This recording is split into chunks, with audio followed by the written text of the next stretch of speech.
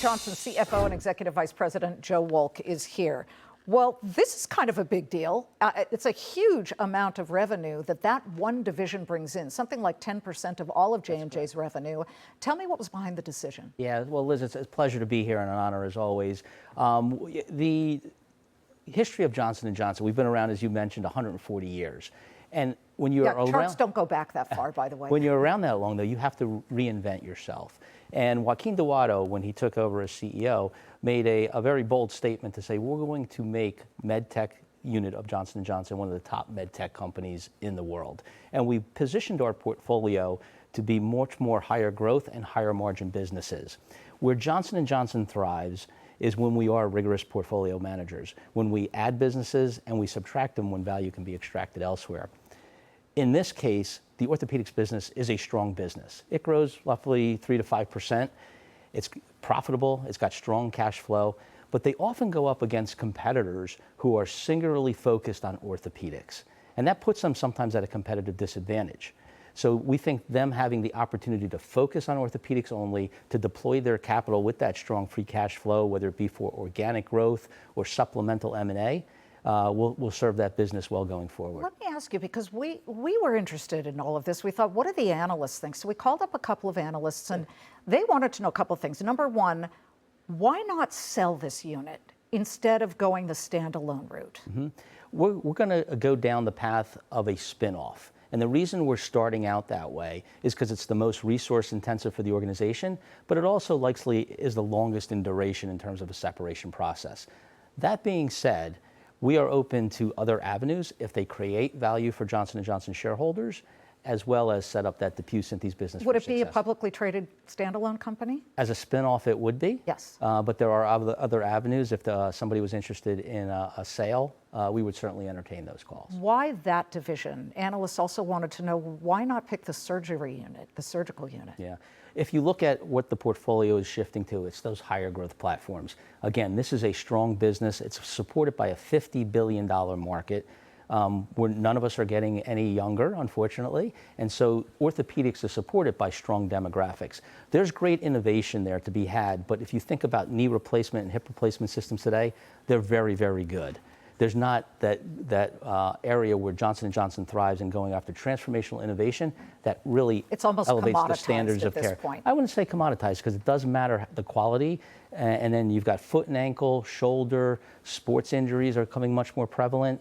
Mm-hmm. So there's still the opportunity for innovation. So I wouldn't go as far as say commoditized. How much capital will it free up for you by spinning this division off? Yeah, it's hard to say at this point because you wouldn't do it if it wasn't going to be It depends. It depends on the avenue by which we separate. In a spinoff, you may have some transfer of debt. In a sale, you could be looking at something very, very different. But our capital position at J&J has never been stronger. We have $20 billion of free cash flow, AAA credit rating. We can do acquisitions and prune the portfolio when necessary, as we're doing today. I remember when I worked at another business network that was owned by General Electric, and every time we made a lot of money, they took it away and put it in the weaker areas. When you get fresh capital from whatever it may be, who is going to get the most investment? Which part of J&J's business? Yeah, so right now we've got a plethora of options. We've got three, I would say, standout divisions in both our MedTech as well as our pharmaceutical units. So in pharmaceuticals, it's oncology, it's immunology, it's neuroscience. In MedTech, it's about vision care, surgery, and cardiovascular, where we've made two significant deployments of capital in the last 3 years to acquire Abiomed and Shockwave.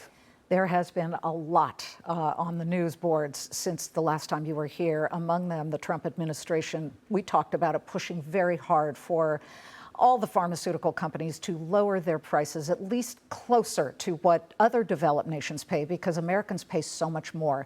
Now the Trump administration has rolled out Trump RX. Pfizer is on board, AstraZeneca, and then you've got a whole bunch of other companies saying they're ready to do direct-to-consumer sales of drugs. First of all, any conversations with the administration to join Trump RX on behalf of J&J? So as I was here in July, we are so thrilled with how engaged this administration is to understand our business. And quite frankly, they want to hear from the largest healthcare, most diversified, most comprehensive healthcare supplier in the world. They heard us on tax policy. We have every reason to be optimistic that some kind of deal can be struck. I don't have any news to report today, but we have the same I would say, fertile common ground where we want to have a system that rewards breakthrough innovation that elevates the standard of care for patients, but also a system that makes it accessible and affordable for those patients. Has anything, because I've been covering the pharmaceutical industry for a long time, and it was always, if you raise our taxes on medtech or if you make us lower our prices, we will invest less in R&D. Has anything the Trump administration said or done, including this Trump RX thing, has any of that pressured you or changed the way, deterred J&J's plans for R&D?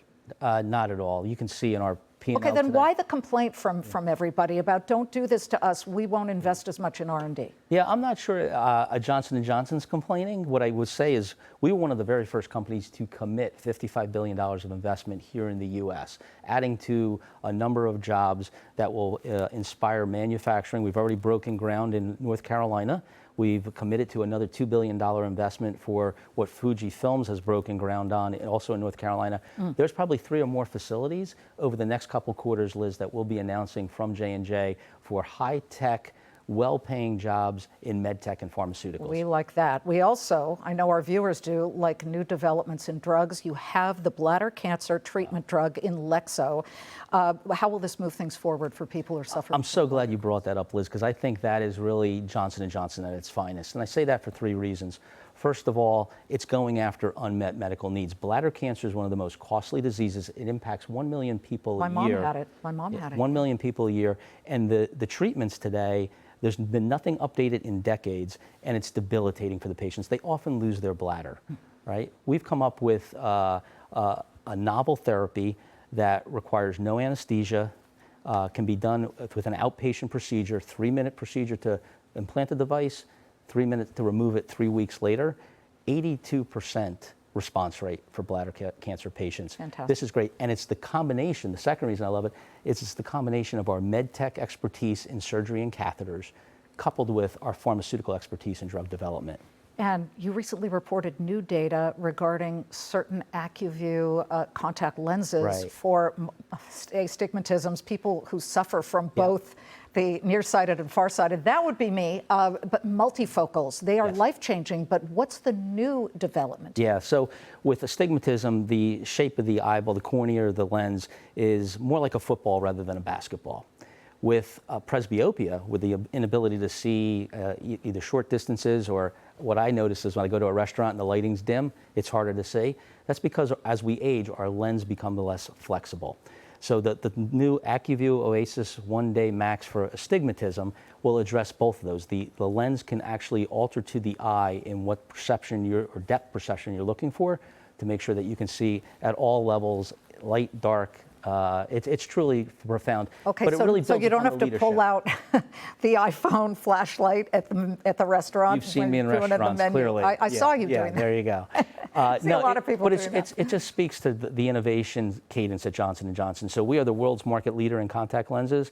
That we don't stop there and we don't rest on our laurels. We continue to come out with new innovation across all of our segments to make sure that we maintain leadership. Joe, we continue to watch these developments, and I do like to hear you say that you have not, deterred any of your R&D money just because President Trump wants Americans to pay less for drugs. No, we've been consistent, 15 to 16% of sales. To give you an idea, in the quarter alone, that was more than $3.5 billion. Nice work. Thank you. Thank you, Liz.